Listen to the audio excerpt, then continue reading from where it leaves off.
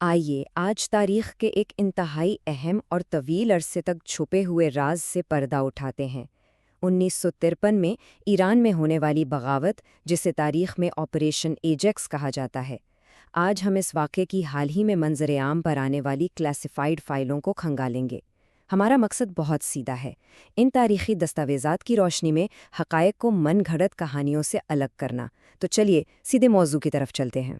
ہم جن اہم نکات کا جائزہ لیں گے ان میں شامل ہیں: تیل بمقابلہ کمیونزم کے محرکات، اگست 1953 کی ہنگامہ خیز ٹائم لائن، شاہ کے بیانات کے پیچھے چھپی اصل کہانی، تاریخ کی سینسرشپ، اور آخر میں اس واقعے کے وہ سنگین اثرات جو آج تک محسوس کیے جا رہے ہیں۔ بس جلدی سے آگے بڑھتے ہیں۔ سب سے پہلے ان محرکات کی بات کرتے ہیں جنہوں نے غیر ملکی طاقتوں کو ایران میں مداخلت کرنے پر مجبور کیا۔ آخر پردے کے پیچھے اصل وجہ کیا تھی؟ اس وقت دنیا کو جو سرکاری کہانی سنائی گئی وہ یہ تھی کہ ایران کو سوویت یونین اور کمیونسٹوں سے بچانا بہت ضروری ہے۔ سرد جنگ کا زمانہ تھا تو ظاہر ہے یہ بیانیہ کافی کارآمد ثابت ہوا، لیکن ڈیکلاسیفائیڈ دستاویزات کچھ اور ہی حقیقت بتاتی ہیں۔ اصل کہانی برطانوی اینگلو ایرانی آئل کمپنی کے کنٹرول کی تھی۔ جب میرانی وزیر اعظم مصدق نے اسے قومیہ لیا تو برطانیہ اپنی تیل کی زبردست اجارہ داری کسی صورت کھونا نہیں چاہتا تھا۔ ذرا اس حیران کن اعتراف پر غور کریں۔ MI6 کے ایجنٹ CM ووڈ ہاؤس نے صاف تسلیم کیا کہ انہوں نے جان بوجھ کر تیل کے بجائے کمیونسٹ خطرے پر زور دیا تاکہ امریکیوں کے خدشات کا فائدہ اٹھایا جا سکے۔ یہ ایک انتہائی چالاک اور کامیاب سفارتی چال تھی، کیونکہ وہ جانتے تھے کہ صرف تیل کے نام پر امریکہ شاید اس بغاوت میں ان کا ساتھ نہ دے۔ اور کیا اندازہ لگایا جا سکتا ہے کہ اس کام کے لیے کتنی رقم مختص کی گئی؟ CIA کے ڈائریکٹر ایلن ڈلس نے آپریشن ایجکس کے لیے ابتدائی طور پر $10 لاکھ منظور کیے۔ اگر آج کے حساب سے دیکھیں تو یہ کوئی $12 ملین بنتے ہیں، اور یہ سارا پیسہ ایران کے اندر پروپیگنڈا کرنے، ہنگامے کروانے اور مخصوص عناصر کو خریدنے کے لیے استعمال ہونا تھا۔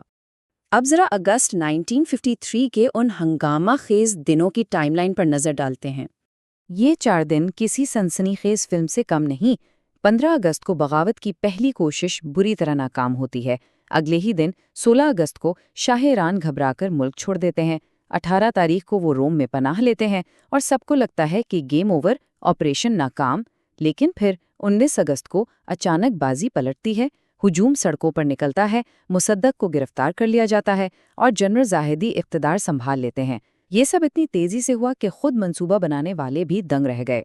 CIA کی اپنی ایک کلاڈسٹائن سروس ہسٹری بتاتی ہے کہ 15 اگست والا پلان دراصل کیوں فیل ہوا تھا۔ ہوا کچھ یوں کہ ایرانی فوج کے ہی کسی آفیسر نے راز فاش کر دیا تھا۔ مصدق کی سیکیورٹی فورسز پہلے سے تیار تھیں اور انہوں نے شاہ کے محافظوں کو غیر مسلح کر دیا۔ ایک پل کے لیے تو لگا تھا کہ یہ پورا جغرافیائی اور سیاسی آپریشن بس پٹری سے اتر ہی گیا ہے۔ دلچسپ بات یہ ہے کہ 16 اگست کو شاہ کے فرار ہونے کو CIA نے باقاعدہ طور پر اپنی فائلوں میں ایک دانشمندانہ عمل قرار دیا تھا تاکہ وہ محفوظ رہیں، اور اس سارے وقت میں امریکہ کے نامزد کردہ نئے وزیر اعظم جنرل زاہدی تہران میں ہی CIA کی تحویل میں چھپے صحیح وقت کا انتظار کر رہے تھے۔ شاہ کے بیانات کی اسکرپٹنگ۔ آئیے دیکھتے ہیں کہ پہلی ناکامی کے بعد امریکی انٹیلیجنس نے شاہ کے الفاظ کو کیسے کنٹرول کیا۔ یہ CIA کے ایک انتہائی خفیہ ٹیلی گرام کی کاپی ہے۔ 18 اگست کو جب شاہ روم میں تھے تو انہیں بالکل لفظ بلفظ یہ بیان پڑھنے کو کہا گیا۔ اس میں لکھا تھا کہ یہ کارروائی کوئی بغاوت نہیں تھی، بلکہ غیر آئینی حکومت کو ہٹانے کا ایک آئینی قدم تھا۔ مطلب امریکہ اس پورے واقعے کا بیانیہ اور اس کی تشریح مکمل طور پر اپنے ہاتھ میں رکھنا چاہتا تھا۔ لیکن سوچی سمجھی منصوبہ بندی ہمیشہ کام نہیں آتی۔ ایک طرف CIA کا وہ زبردست آئینی دفاع والا تیار کردہ بیان تھا، اور دوسری طرف شاہ نے روم میں اچانک ایسوسی ایٹڈ پریس کو ایک انٹرویو دے دیا۔ انہوں نے بڑی سادگی سے کہہ دیا کہ میں دستبردار نہیں ہو رہا اور یہ تو بس ایک چھٹی ہے۔ ظاہر ہے CIA کے لیے یہ بڑی سردرد بن گیا تھا۔ وہ تو انہیں ایک مضبوط اور پرعزم رہنما کے طور پر دنیا کے سامنے لانا چاہتے تھے، نہ کہ ایک ایسے شخص کے طور پر جو آرام سے چھٹیاں منا رہا ہو۔ اب بات کرتے ہیں سینسرشپ کی۔ کیسے مغربی انٹیلیجنس ایجنسیوں نے ان حقائق کو کئی دہائیوں تک دنیا سے چھپائے رکھا۔ یہ جو کور پیج ہم دیکھ رہے ہیں، یہ مارچ 1954 کی ڈونلڈ ولبر کی کلینڈسٹائن سروس ہسٹری ہے۔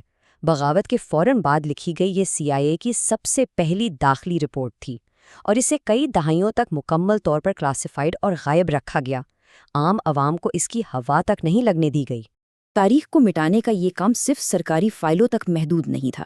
جب 1970 کی دہائی کے آخر میں اس آپریشن کو لیڈ کرنے والے کرمٹ روزویلٹ نے اپنی یادداشتیں چھاپنی چاہیں تو CIA نے کتاب میں 150 سے زیادہ تبدیلیاں کروا دیں۔ برطانیہ کی شمولیت کو چھپانے کے لیے MI6 کا ہر ذکر مٹا دیا گیا، حتیٰ کہ CIA نے اندرونی طور پر اس کتاب کو ایک افسانوی کام قرار دے ڈالا۔ اور تو اور 1998 کی ایک اور رپورٹ میں غیر خفیہ معلومات کے حاشیے تک کالی سیاہی سے چھپا دیے گئے تھے۔ تاریخ کا بارود۔ آئیے دیکھتے ہیں کہ 19 اگست کی اس کارروائی نے آگے چل کر مستقبل کے لیے کیسی تباہی کے بیج بوئے۔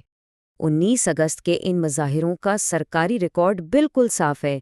شاہ کے حامیوں اور فوج کے دستوں نے تہران کو گھیر لیا اور مصدق کے گھر پر قبضہ کر لیا گیا۔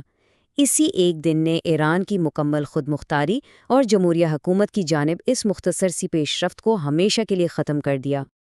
1953 کے ان واقعات سے لے کر آج تک ایک سیدھی تاریخی لکیر کھینچی جا سکتی ہے۔ بغاوت کے فوراً بعد شاہ نے سواک نامی ایک انتہائی خوفناک خفیہ پولیس بنائی اور پورے ملک پر شکنجہ کس لیا۔ اپوزیشن ختم کر دی گئی اور اسی جبر نے اس عوامی غصے کو جنم دیا جو 1979 کے انقلاب کی شکل میں لاوا بن کر پھٹا۔ آج جو ایران اور مغرب کے درمیان ایٹمی کشیدگی اور شدید بداعتمادی ہم دیکھ رہے ہیں، اس کی جڑیں دراصل اسی بغاوت میں پیوست ہیں۔ یہ ایک ایسا ایکشن تھا جس کا ریاکشن دہائیوں تک چلتا رہا۔ تو ان تمام حقائق اور دستاویزات کو دیکھنے کے بعد یہ سوال ذہن میں ضرور آتا ہے کہ 1953 کے محض ایک خفیہ آپریشن نے جدید مشرق وسطیٰ کا پورا جغرافیائی اور سیاسی نقشہ ہمیشہ کے لیے کیسے بدل کر رکھ دیا۔ سر جنگ کے ایک خوف اور تیل پر قبضے کی لالچ نے جو آگ لگائی، اس کی تپش آج بھی محسوس کی جا سکتی ہے۔ اور حیرت کی بات یہ ہے کہ نصف صدی گزرنے کے بعد جا کر کسی امریکی صدر نے اس خطے کو غیر مستحکم کرنے میں باقاعدہ اعتراف کیا۔ یہ فائلیں صرف تاریخ نہیں ہیں بلکہ اس بات کا زندہ ثبوت ہیں کہ وقتی مفادات کے لیے کھیلے گئے کھیل دہائیوں بعد تاریخ کا رخ کیسے موڑ دیتے ہیں۔ اس چشم کشا جائزے میں ساتھ رہنے کا بہت شکریہ۔